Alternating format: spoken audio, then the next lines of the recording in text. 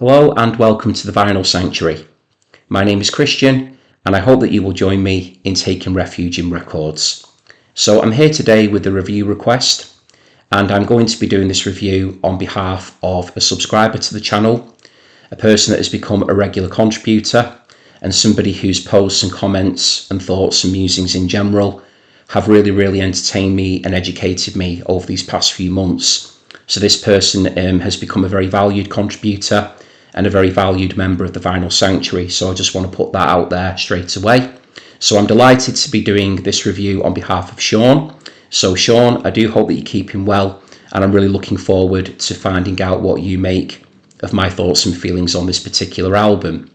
So Sean sent across to me, I think it was a list of 10 albums to consider originally for review, and I think I owned 4 of them on vinyl in the collection. But when this particular album title caught my eye, I immediately made my decision there and then. Sean didn't know that obviously, but I did. As great as the other albums were, I really wanted to shine a spotlight on this particular album, so I'm really looking forward to getting into it. It was another brilliant reason to play it, and it's the first time that I've ever attempted reviewing it in any capacity, so that was a lot of fun too. So the album that I'm going to be looking at today for you, the viewers of the Vinyl Sanctuary, on behalf of Sean at his request, is There Are 8 Million Stories by the June Brides.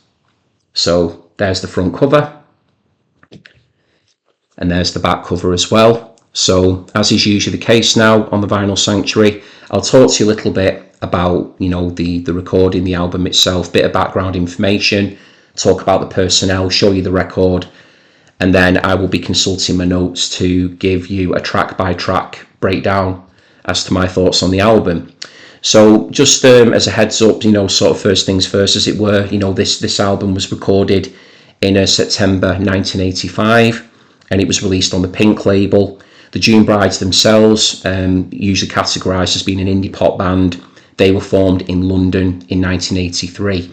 So yeah, this album was on the Pink label, so I'll just show you the record now, and you can see that very distinctive Pink label there, and it is literally the Pink label. So this is my copy, and I bought this copy in Amsterdam many years ago. Saw it there, was already familiar with the album, was already familiar with the band, and straight away I knew that it would be coming home with me, just because it was an album that I'd always wanted. I'd always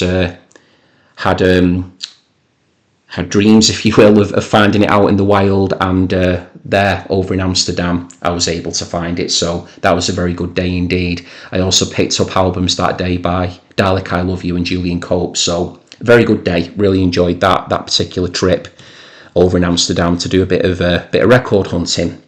Okay, so we'll go back to showing you the front cover now, because I've got some notes to say on that as well.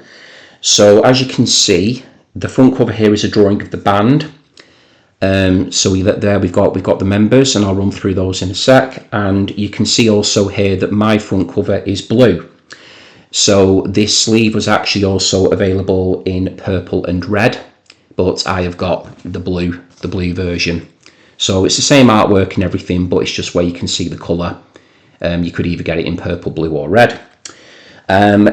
Initial early copies of the album also contained an insert featuring band photos and song lyrics, but sadly my copy does not have that insert, so I'm not sure if that's because it's just missing, because obviously I've picked up a pre-owned copy of the album. It is an original pressing, or I don't know whether or not maybe the blue copies or the blue versions had the insert. Maybe the blue is a later pressing and it's only the red and the purple that had the insert. I'm not really sure about that. But if anybody knows that information and would wish to enlighten me on that, I'd be really grateful. All I can say is that my copy here does not have the insert, so I'm not able to show you that. Okay, and then if we turn it over to the back, you can also see that on the track listing there for side 2, so we've got Every Conversation, Comfort and Heard You Whisper. We've got those 3 tracks there. There are actually 4 songs on this side, so there's actually a total of 8 songs on the album, and the unlisted track here that you can't see is a cover of the song Enemies, and that song was originally done by the Irish punk rock band The Radiators from Space, and that band were also known as The Radiators, The Rads, and The Radiators Plan 9. So that is a band that has gone under a good few names, obviously just variations on, the word radiators. So there is actually 4 tracks on side B, and I'll just show you there. So if you see there close up, you can see there it says Enemies track 4 at the bottom with the little asterisk there next to it. So clearly there, it's listed on the label, but just not on the back. Okay, so back to the cover, just so you've got something to look at there. So the album was recorded at Alaska Studios, and it was produced by John O'Neill, who had been a member of the Undertones and That Petrol Emotion. So clearly here the June Brides had somebody helming the production who certainly knew their way around a song, knew the way around a melody, and obviously knew the way around a recording studio as well. So we've got John O'Neill here to thank for capturing this brilliant sound that the June Brides had. So yeah, he was helping the band out there in the studio over at Alaska. Okay, so the June Brides themselves, then the band, comprised of Adrian Carter on the bass guitar, Brian Alexis on the drums, Phil Wilson on guitar and vocals, Simon Beasley on guitar and vocals, John Hunter on trumpet, and Frank Sweeney on the viola and organ. Then we've also got Chris Nynham playing drums on the album's opening and closing tracks, with track 1 being the instrumental. That's the side one there, you can see at the top. And then the final track on the album being the aforementioned Enemies, which, as you can see again, is not listed. Okay, so that's the information about the background of the album, where it was recorded, personnel, etc. And now we'll be getting into my actual review. Okay, so this is a mini album. It's just over 22 minutes long, and I will be consulting my notes, and we'll take it from there. Okay, so really looking forward to getting into this one. So track number 1, just mentioned it there, is the instrumental. And I've written here that it's a lovely post-punk bass line that kicks off the instrumental, which isn't an instrumental at all. The guitar figures chime, but are rather odd angles, which only further fuels the post-punk sound. Then, at just under 2 minutes, we get this unexpected but thoroughly welcomed trumpet blast. It sounds triumphant, as it punctuates the more moody and melancholy sounding instrumentation. The overall sound of this track is similar, to my ears anyway, to Joseph K, and for anyone who's not sure of who Joseph K are, they are a legendary post-punk band that were formed in Edinburgh, and they were around sort of in the late 70s, early 1980s, and released a very iconic album called The Only Fun in Town, which is highly recommended, but I want to get back here to the June Brides. So yeah, the sound here does remind me of Joseph K, and I actually feel that this particular track, the instrumental, would have slotted in very nicely on The Only Fun in Town. So yeah, I just do feel it's got that sound to it. The lyrics of this song comprise of one phrase repeated twice, which goes as follows: you walk in straight lines, you pray for the times, how good to know you're right, God is on your side. Short, sweet, and a fine opener to the album.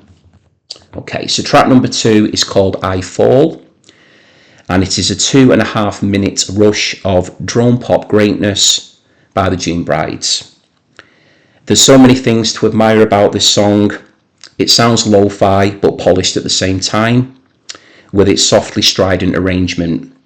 The frantic guitar strumming and tone of the 6th string makes me think of Lou Reed and the Velvet Underground, as does the slightly detached but really cool sounding vocal delivery of Phil Wilson.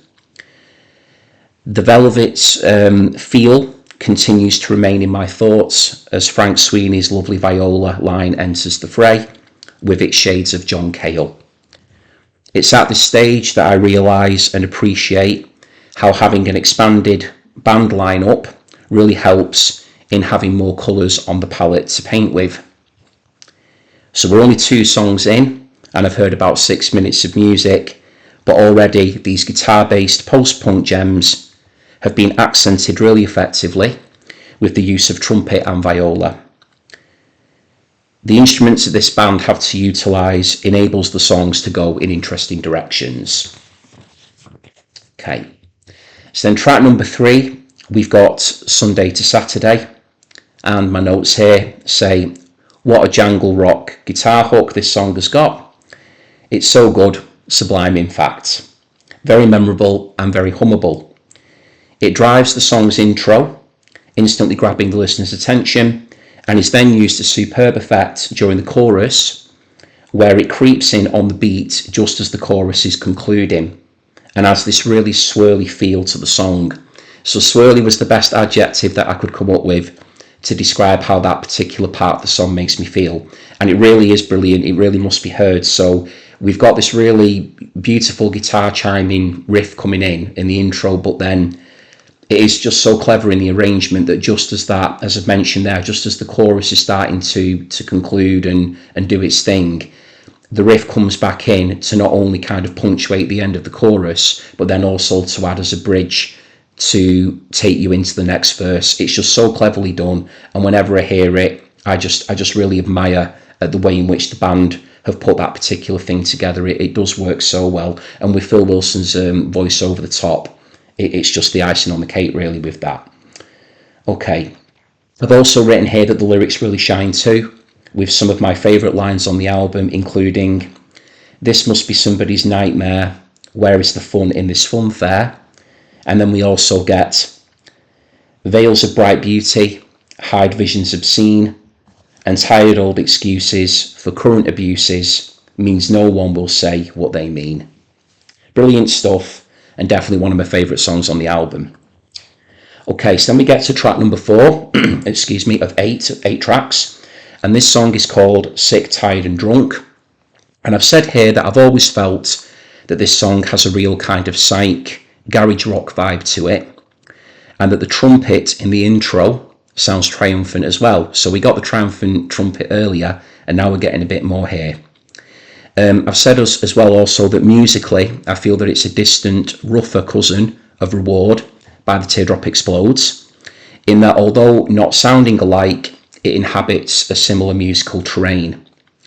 I also really enjoy the fact that Simon Beasley is taking lead vocals on this song, which he also wrote. His voice has as much character as Phil Wilson's, but it sounds different. So whereas I feel that Wilson's voice sounds cool and quite detached, I think that Beasley's voice sounds a bit more charged up. His voice at times on the track reminds me of Dan Tracy from the Television Personalities, another band who, like the June Brides, specialise in crafting indie pop gems and polishing them to a fine sheen. So yeah, the Television Personalities, a truly great UK indie pop group, and I would definitely be placing the Television Personalities and the songwriting of Dan Tracy alongside, Phil Wilson, Simon Beasley of June Brides. I'd also be putting them in the tier of, other great indie pop bands such as the Pooh Sticks, the Pastels. There's so many to mention, but those 4 there in particular are real favourites of mine. So I do really like this track just because it's nice to be hearing a different vocal styling with Simon Beasley, and it's a good strong song as well. Okay, so then we get to track number 5, which is Every Conversation. And I've put here that arguably this is the most famous song on the album, and it may even be the most famous song by the June Brides overall. It is an indie pop masterpiece, pure and simple. Okay.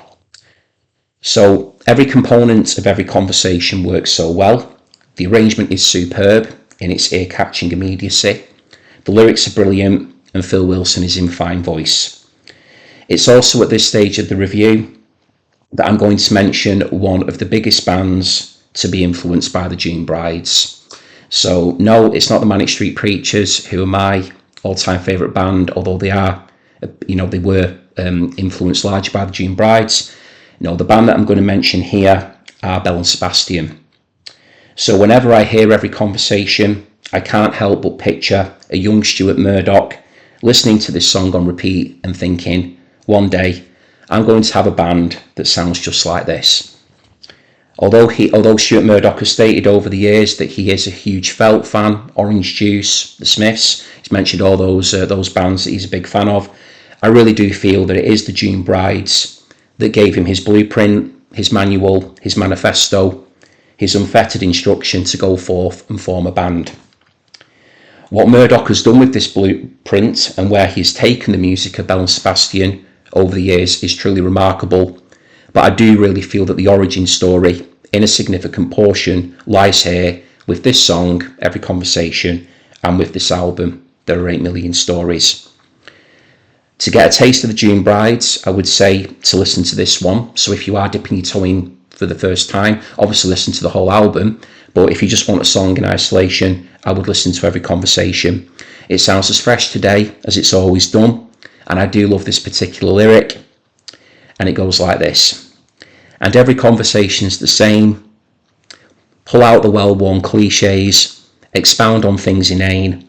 What I'd rather hear is you call my name. Absolutely brilliant. That's up there with the best British lyrics that I can think of. And to get the word expound into a pop song, top marks there, Mr. Wilson. Love that. Brilliant work. Okay, so track number 6, we've got Comfort. And I've written here that this is another cut featuring a great jangle rock guitar hook. Sometimes it sounds to me like an indie pop reworking, I should say, of Black Knight by Deep Purple. And yes, you did hear that correctly. I do hear echoes of that iconic riff in this song, but it very much has its own identity, and it's a great addition to the album as it's a strong song overall. But yeah, I do hear just a little bit of Black Knight in that riff, and it's thoroughly welcomed. I'm a massive Deep Purple fan, but I just wouldn't have expected to have made that connection within the sort of the vein of this particular music, but I do hear it, so I'd be interested if anybody else agrees with that or not. I've also said here about Comfort that stylistically, I also hear an early Go-Betweens feel, but it's more like a melodic Grant McLennan song, rather than a more abstract Robert Forster piece.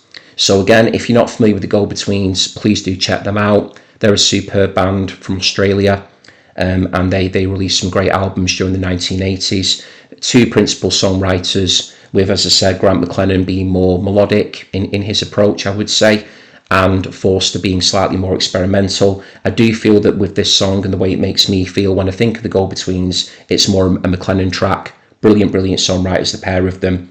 And I've also just mentioned here that it's just over 2 minutes and sets up the tune to follow really well. So all of the different kind of bands that I'm hearing in the June Brides mix, so the likes of television personalities, Joseph K, Go-Betweens, a little bit of Deep Purple in there, just with that riff. All these different little bits and pieces that I'm hearing are all musical reference points and touch points and music, I would say, creations that I massively admire and appreciate. So it's really nice that I'm, through my own experience when I'm listening to the record, can pick up on these particular things and obviously put them out here for you guys just to discuss them and see what we all think together. So yeah, I hear all kinds in this mix, and it really is quite wonderful. And then it's lovely as well that we know that the June Brides have gone on to inspire other bands that have come after them. So continues to keep the circle keeps going round in that way. Okay, so then we get to track number 7. So this is the penultimate track, but it's the final track to be listed on the back of the cover, as we saw earlier, which is called Heard You Whisper. This is more guitar goodness with a slightly 60s feel to some of the lead guitar lines, meshing with the more frenzied rhythm playing that I felt was commonplace at the time amongst indie bands. So I've said that the key guitar riff is slightly surfy, which I enjoy immensely, and offsets the trumpet and drum and bass work really effectively. Like a lot of songs on this album, and this is probably the only thing that I would say is a slight criticism, but then as soon as I think of it as being a criticism, I immediately quash it for the reason I'm going to say now. So I always think to myself, with these songs, I wish they were a little bit longer all the way through. We're getting these lovely gems coming in at sort of 2.5, 3 minutes, and then I think I could have had a little bit, could have enjoyed a bit more of that. But then I always recognise that the power and the potency of these songs lies in their brevity. So I feel that because they are just there and then they do the thing and they go, that makes them much more powerful. And I think that's very much in keeping with bands who may have influenced the June Brides that specialised in these 2-3 minute pop songs, whether it's the Beatles or maybe a bit of Ramones, Buzzcocks, wherever, the June Brides were sort of taking their inspiration from. These were groups that were not, I feel, going into 5, 6, 7, 8 minute long instrumental jams. And that's not to say that members of the band didn't like that stuff. I'm sure that they did. It's just that for me personally, I always feel that whenever I think I want them to be a bit longer, I kind of check myself and think, no, the reason why these songs are so brilliant is because they are short and sweet. They do what they do, they have an impact, and then they're gone. Okay, so I actually feel that as a result of that approach, that the quality control of the songs and the pacing of the album is hugely impressive. So I really feel that it is to the album's benefit, because don't forget, this is only just over 22 minutes in length. Okay, and then we get to the final track, which is called Enemies. So this is the Radiators in Space cover that I mentioned earlier. So I love the false start intro, which has me graying before the music has even kicked in.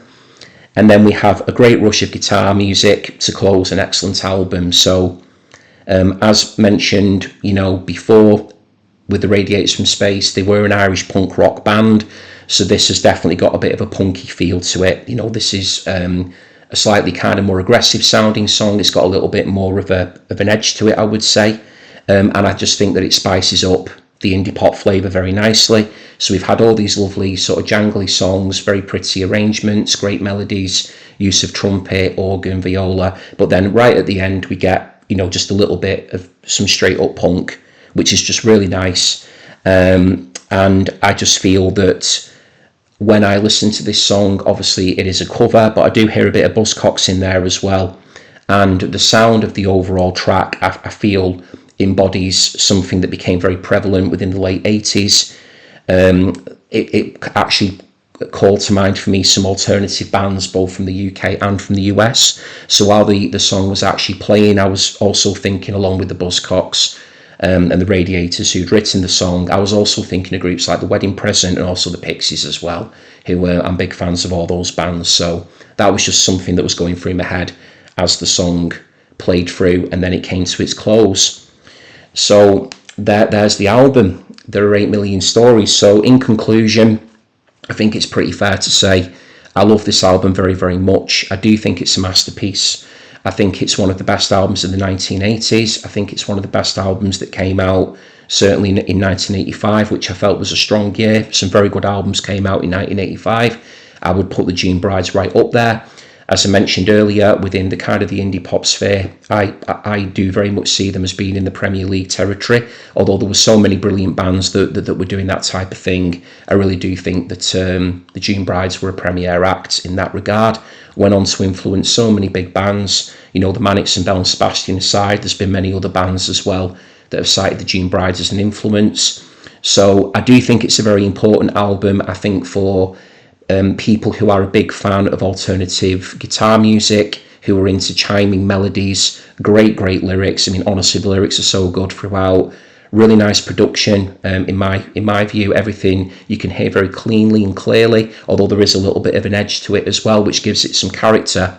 I do feel that anybody who comes across this album and you're looking to collect it on vinyl, then please do pick a copy up of it, whether it's blue, whether it's red, whether it's purple. Just, do make sure that you pick up a copy of it. I really don't think that you'll regret it, because I just think it's a great album to have in a vinyl collection, and I'm very, very pleased indeed to have it. So that concludes my review. I thoroughly enjoyed doing that. It was lovely to give my copy of it a spin again. And Sean, I really do hope that you enjoyed what I have to say about this album, and please do be sure to comment. I'm already looking forward to reading what you have to say, because I always find what you write to me to be very, very interesting, very educational, informative, and always with a good dose of humour too, which I always appreciate. So the only other thing to say is thank you very much to all of you for watching this video. I do hugely appreciate it. If you liked my video, then please do consider putting a like on it, hitting the thumbs up. I would really appreciate that if you did. It helps to grow the channel, and it just helps to give me a little bit of support as well here at the Vinyl Sanctuary. So that really does mean a lot. Also, if you're new to the channel and maybe you'd like to consider subscribing, then that would also be an option that I would appreciate you considering and maybe following through with. And if you want to join me in taking refuge in records, then you can just click that notification bell and it will keep you up to date of any future material that I've got landing. And yeah, that's really all there is for me to say on this particular album today. So thank you very much everyone again for your time. And if you do choose to watch this video again, or you maybe want to tell anybody about it who you think might be interested in it, then I would appreciate that. And please do take a look at some of the other videos I've made on the channel as well. But until then, thank you again. Please do leave a comment if you enjoyed things today. And until next time, bye for now.